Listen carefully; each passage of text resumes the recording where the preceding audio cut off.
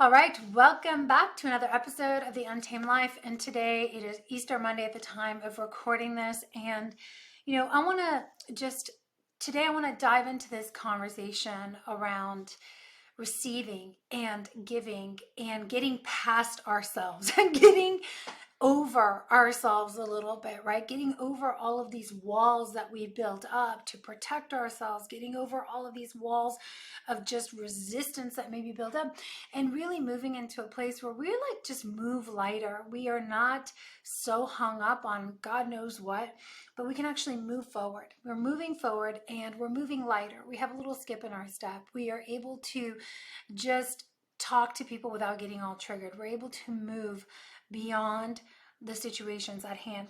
And of course, it's coming off of Easter yesterday, Resurrection Day. I mean, there's so much there. I was quiet this weekend, and as I was meditating yesterday on the patio in the morning when I was having my cup of coffee, and I was like, man, I remember the decades, my entire life, like how hard I tried to get over myself, unsuccessfully, right? Like I just tried to get past my past, but there were certain things I could not get over. I could not seem to shake off me, no matter how much I tried, no matter how many personal development books, no matter what. And it was really through the grace of God that, we hear that as a term. It's by the grace of God that I'm able to do this. It's by the grace of God that I can have the strength.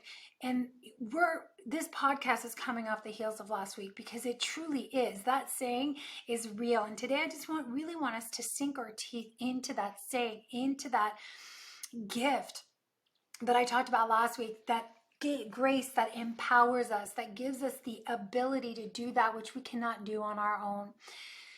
And, I woke up yesterday morning, a little backtrack, little story. I woke up yesterday morning. I just was like feeling, there was like a block. I was sick earlier in the week. I wasn't really feeling that great. It was a little bit off. And also I was just starting to be a little bit short. I was short with my husband. I couldn't figure out what it was. I'm like, I just need to get over myself, and move on. And I just started doing all the things that I normally did. To shake things off. I went on the spin bike for a little bit. I put on my playlist. I did my stacks. You guys have heard me talk about my stacks, right? I'm a big fan of having protocols in place and stacks to shift our state, to change our mood, to help us navigate through those, difficult days or challenging times when we're feeling contracted. And I think it's important to have a really good box of resources, of protocols, of tools and strategies that, we can lean on when we're feeling heavy, when we're feeling a little confused, or we're having a tough day, or we're going through a season where there's a lot squeezing on us. I'm going through a season where there's a lot of things squeezing. I can feel I'm in a massive rebirthing cycle. And as we go through these places, if we don't have a good toolbox of protocols of how we take care of our body, how we, recalibrate our nervous system, how we calm ourselves down, calm our thoughts down, calm our body, calm our breathing, it's really challenging to keep pressing on, right? It can feel overwhelming for your body. It can feel overwhelming for your nervous system. So I was out in the garage and I was doing my thing. I had my state shifting protocols going on. I was like, okay, I'm in a funk. I'm going to snap out of it. And I got on the spin bike. I'm like, I'll just process this out. Whatever it is that's emotionally dense, that feels heavy, like I'm just going to get on here and spin my way through it. And usually, oftentimes that works. I just get it out, whatever it is. I sweat it out. Sometimes listen to the right song that moves things. Sometimes I vocalize while I'm on the bike or in the garage doing a workout. But I was on the bike and I actually was just like, that wasn't really it. And I was doing some breath work and I was listening to the music.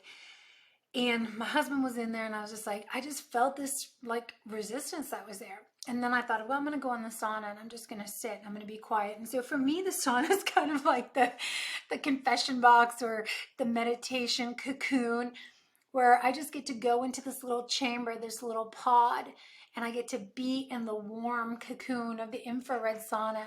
And it's more than just a healing sanctuary for my physical body. I often will stream in some soaking worship or meditation music, natural sounds of rain, wind, whatever I need to work with.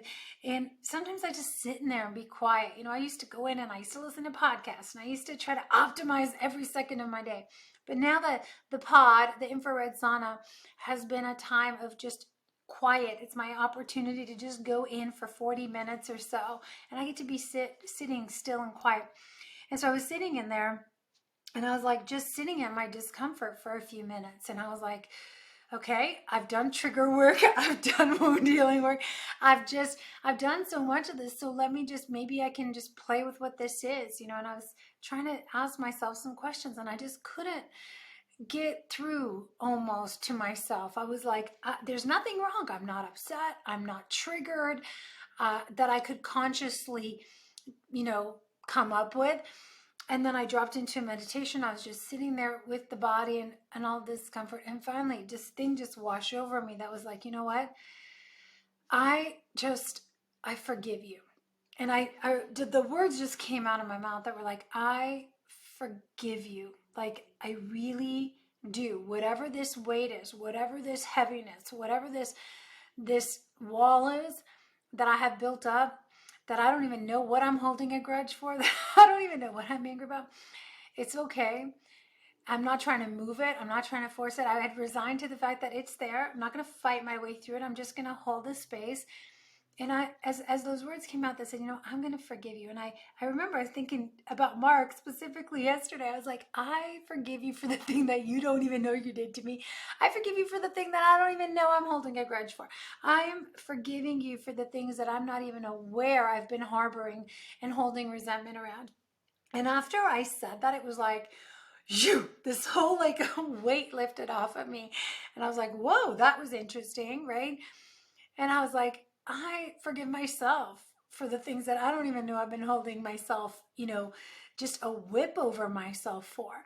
And it just started a cascade, like a waterfall of just forgiveness, as I was articulating it loud, and the list of people that I was forgiving that I wasn't even aware that I had been holding on to. Resentment. And again, it's not knowing the specific thing that I was forgiving them for. It wasn't even that they asked for it. It wasn't that they were deserving of it. It just was, it's like this doorway opened up and this outpouring started to happen. And as I was going through this, just saying it out loud and just acknowledging it, it just started to get lighter and lighter and lighter in my body, and lighter and lighter and lighter in the atmosphere. I finally got to the place where I felt like I could breathe fully again. And it was like that fog, that veil of heaviness just got lifted up. And that darkness that was over me was just gone. And I was like, wow. And I just really dropped into a moment where I realized that, God, thank you that I have the ability to access, the ability to forgive even people that haven't asked for it, even people that are not deserving of it, even people that I don't even know I need to forgive. Like, thank you so much that I can sit here, right now, and actually even enter into this conversation and actually mean it, and actually feel a difference from it, and actually feel a shift in the atmosphere. And I was thinking about, what changed? Because in my entire life, for most of my life, you guys know I'm level 46, high level over here, 46 years old. There was decades, there was years of striving, trying to forgive, telling people that I had forgiven, forgotten, let go of the past, whether it was the stories around what my dad did, or what my ex did, or what my ex didn't do, or what that person or that employee did. And I would tell people, yeah, I'm over it. I've done my healing. I'm over it. And I hear this a lot too, like on coaching calls or whatever, or people that call in, they're like, I'm good. I'm over it. I'm over that. I'm now on to the next thing. But literally, like, it's oozing out of them still, right? The unforgiveness. We can't see it sometimes, but it's still like oozing out of us. The fact that we're holding on energetically, we're holding on spiritually, we're holding on in our physical bodies to something. And we're not even aware. We're not aware that we're doing it. Or maybe we are kind of kidding ourselves. We are saying that we have let things go, but we know we're holding on. We can feel it, that our body is coiling up. Our body is literally wound up. And that is a feeling. I don't know if you guys can relate to that. That's a feeling that I was very familiar with. It was like I was recoiling, and I didn't even always know what I was recoiling from. But what changed was there was a tipping point when I really began to understand what it means to receive forgiveness versus just give it. And we're taught a lot about how to, from the time we're little, okay, say you're sorry, ask for forgiveness, and then like forgive them. They didn't mean to hit you. Forgive that person. They didn't mean to do that. But we don't really understand or feel or experience what it's like to really receive a lot of grace, or what it's like to receive something that we didn't even deserve. We didn't have to do something to earn that forgiveness. We didn't have to do anything to receive the grace. I think it's rare for many of us to have ever experienced that in our physical life, in our physical body, to have experienced grace, mercy, somebody who looked at us and said, you know what? I love you. I forgive you. And you're like, what are you forgiving me for? I don't even know what I did. Or maybe you did do something that was wrong, and that was enough. And that was enough. There wasn't a whole bunch of explanation. There wasn't a whole bunch of bartering. There wasn't a whole bunch of you having to do to earn, or this constantly reminding you of your past sins, your past transgressions, your past mistakes, the way that you got, you screwed that person over in the past, or how many times you hurt them in the past. Like, it's rare. Even as I think about marriages, couples, parents, where we actually forget it, like forgive, and then we stop. That's enough. It's like the slate is clean. We are able to move on without constantly having that chirping in the back of our mind, or reminding someone, well, I forgive, but I didn't forget. So we say we forgive someone, but I'm not forgetting. I'm not going to forget what you did. And it's interesting that when we do that, the slate is not clean. Our body is still holding on to that memory. There's a wall there. And I was meditating on, like, the moment things changed for me, where I was actually able to not only forgive, which means to give and extend the grace. And I'm not saying forget it in the sense like, oh no, this didn't happen. I'm saying forgetting in the sense that the slate is wiped clean, and I now have a new memory around that. I have a new story around that situation, and I'm now able to see this person through different eyes, a different lens, a lens of true compassion, right? Something shifts, not just when you're just saying, you know what, I forgive you, because fine, you apologize, I'm over it, you're over it, let's move on. But really, you're still looking at them or at that person through the same judgmental eyes. You're still keeping score way behind the scenes. Your body's still recoiling. But when you have a different experience with forgiveness, that actually the atmosphere inside of your body and the dynamic in the relationship is whole, is shifted. That's a beautiful place to be. And I think, as I was on a prayer call this morning, I was coaching and doing some training and doing a blend of prayer with a group of men, a couple beautiful women. But I was meditating on this, that, the ability, so many of us want that feeling, have been trying to get that experience, but we haven't ever been taught how. We've never known how to bridge that gap. Some of us maybe even Christians or faith-based, or practicing all kinds of different spiritual practices to try to be zened out and blissed out and let go, but we know that there's still an inability to bridge that gap. And so what changed for me was really when I understood what it meant to receive, like really receive the forgiveness, the weight that Jesus took on, right, for us, so that we didn't have to continue to operate in the heavy weight of guilt, in the heavy weight of feeling embarrassed about the stupid decisions we made, or in the heavy weight of having made mistakes that now we're like, oh my God, that costs, that, oh my gosh, that is going to cost me. It's going to cost my child. It's going to cost us. And feeling the weight of those decisions, quote unquote, those poor decision making skills earlier in life, the foolishness running the show. And some of us are still living with a lot of that weight. And I certainly go in and out of this sometimes, but I don't stay there. I notice when that old tendency, the enemy tries to come in and whisper that back in and put that weight back on me, and I have to remember it's not mine to carry anymore. The slate is really clean and I can move forward in that. But it comes from being able to receive the forgiveness. I think that we are not truly able to ever forgive someone fully until we first have fully received forgiveness.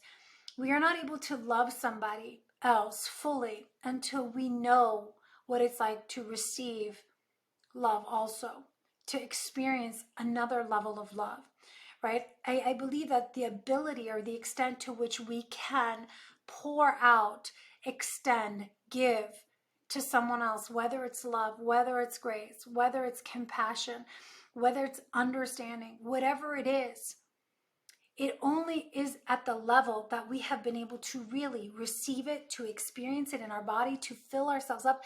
And when it becomes natural, it means that it's in us and it just is an overflow. And I do believe this is what it means to be living and breathing, right?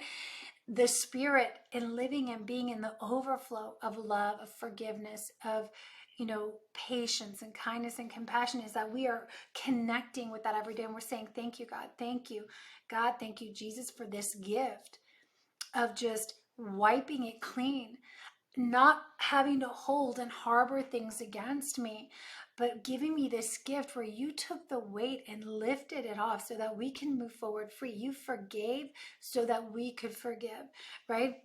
And I love that when Jesus says, before you start judging someone else, look at the plank in your own eye. Remove the plank in your own eye before we point a finger and start judging, because all of us have had the capacity. We've all done things, lied, been lied to. We've all been condemning. We've all made bad decisions. Like, this is not a whole conversation. It's like, we're not worthy. We are worthy because of grace, but nobody deserves that kind of grace that says, you know what? I'm going to wipe this slate clean. And we're going to move forward, and we're going to have a new dynamic. We're going to move forward with a different set of eyes, a different heart space. And that is really the gift of Easter. And the reason why I wanted to bring it up today and this week is, a lot of us go through these things where we have Christmas or we have Easter or Thanksgiving, or maybe we go on a retreat and we have this immersive experience, and then we go to church and we listen to the music, or we drop into meditations, we do these retreats. We feel amazing. We feel blissed out. We feel so close to God. And then, or we feel so connected in the spirit to our hearts. And then we come back into life, and it's like we don't integrate. We don't take that gift that we received and put it into practice. So it doesn't become real for us. I think that, coming off the heels of Easter and recognizing the depth and the richness of the gift that we were given, literally dropped into your lap, that no longer would we, from Easter, the whole point of the resurrection is no longer would we be separate from God, but we would have God alive in us through the Spirit, that we would not have to go through priests and rituals and rites of passage and all of these things in order to ascend to someplace. But right here, right now, at any moment, at any time, we can drop inward into our heart, into the sacred place, into the temple of our body. We can meet God there. We can connect with the Holy Spirit. That is the gift that was given through the death and the resurrection. That is how we access this amazing Spirit. And we are given this supernatural receptivity, gifting of forgiveness, of grace, of mercy, of compassion, of wiping the slate clean. This ability to forgive your father, this ability to forgive your mother, this ability to forgive that person that harmed you, that stole money from you. There's a supernatural that goes beyond our natural ability. Because I got to tell you, there's a lot of things, like if it was up to me, I would still be like, I am not letting this one go. I'm not going to forget. I'm not going to forget that, right? And when I say that, it's not, to say, hey, let's let the person repeat the behavior. What I'm saying is free your body from it. Free yourself from the entanglement of not letting go, of being still entangled with the past, entangled with that person, entangled with that spirit that wants to, keep you locked in that place. You free yourself and you're like, I am not harboring anything. I'm going to move forward. And I'm going to see this person from a totally different place of love. There is a supernatural ability to do that we can't access if we haven't first received. And I had somebody ask me the other day, he said, I want to have a more intimate, I want to have some kind of spiritual relationship. Is not a person of faith, did not grow up going to church, never really knew God. I mean, kind of learned about God, has people in his circle, but doesn't know really where to start. And today I was on a call with some people who've been in church their entire lives and never really felt the intimacy with the Spirit, never really felt worthy and like really like they received the forgiveness, even though cognitively in their head they did, and they said the prayers and they did the things, but they never felt it. And I remember last week this guy asked me, he said, how, like, where do I even start? I don't even know like what that looks like. And this isn't about praying a special prayer. This isn't about doing a special ritual. The one piece of insight or feedback or invitation that I gave him, I said, for me, what changed everything was willingness. For me, what changed everything was not thinking I had to do something a certain way in order to, not thinking I needed to go seek something a certain way or figure out a method, but a willingness to actually cultivate a relationship, a willingness to say, what if this whole thing about forgiveness is actually real? What if there's this King, this Jesus, this God that came down to earth, manifested in physical form, walked among us so he could relate to us, who came down and laid his own life down for us so that we could be free and we could walk in intimacy like this with the Spirit? What if there is that kind of love, unconditional love, available to me? What if there is that unconditional, unending grace that can wipe my slates clean? What if I'm willing to explore that that is true? And, we were told so much growing up in faith-based community, church communities, like, you believe by faith, it's faith that enables you to be. But I really believe that there's a precursor to that, because if you've never had faith and all you've known is the physical, and you're like, I'll believe it when I see it, it's hard to have faith, because you're like, well, what exactly am I having faith in? So I believe that faith really begins with a willingness to be able to say, God, Lord, I'm willing to say, what if you are real? What if you are really here? What if you are the one who loves me unconditionally? What if you are the one who gave me? I'm willing to believe that you're the one who's here to cultivate a relationship with me, to show me the man or woman I'm created to be. And I'm curious, and I'm willing, and I'm open to get to know you more, to receive. And we begin by saying, I'm willing, I'm open, thank you. And I believe this is the goal of any relationship, really, whether we're trying to build intimacy in a marriage, a parent-child relationship, an estranged relationship. Any relationship that hasn't had that intimacy has to begin, first of all, with an acknowledgement, a willingness, and an openness, right? That says, okay, I don't know what this is going to be like. It might be scary. It might be awkward in the beginning, but I'm open to be penetrated. I'm open to be vulnerable.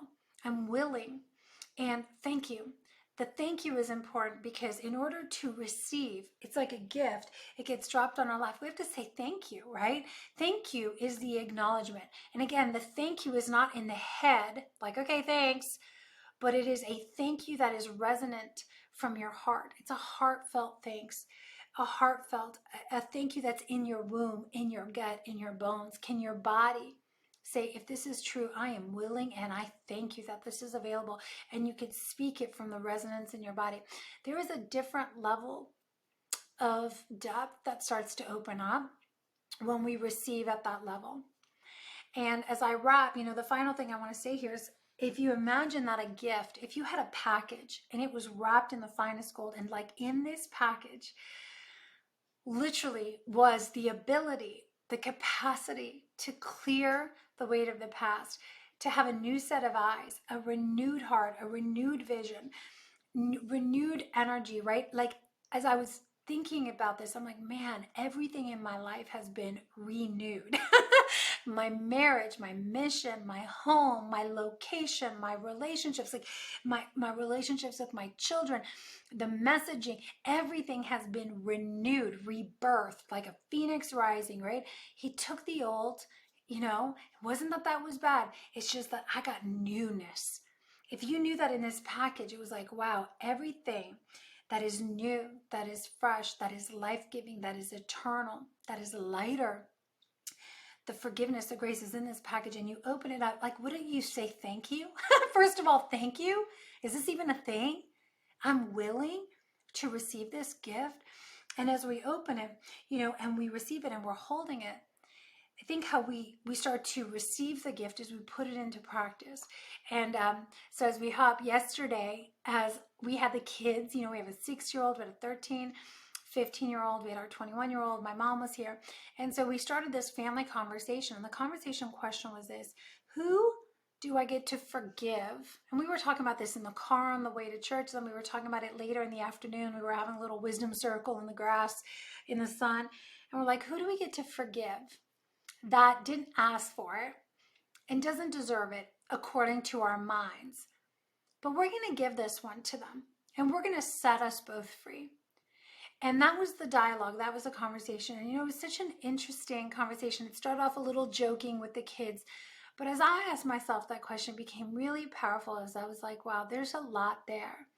Who can I forgive today that has never asked for it? Maybe they still think they didn't do anything wrong. But I could say, you know what? I forgive you. And maybe that's a whisper. Maybe that's a letter that you write. Maybe that's a phone call or a message. And yesterday, after I got out of this sauna, I went to my husband and I looked at him and I said, babe, I forgive you. And he looked at me and he's like, oh, well, that's good. For what? And I'm like, I don't know, but I just forgive you, because I don't know what it was, but there was something that there was a little bit of resentment there, and now it's gone. So I love you. I forgive you. And then he said, I forgive you too. And I was like, okay, thank you. And even though we were chuckling about it, there was some deeper truth to that.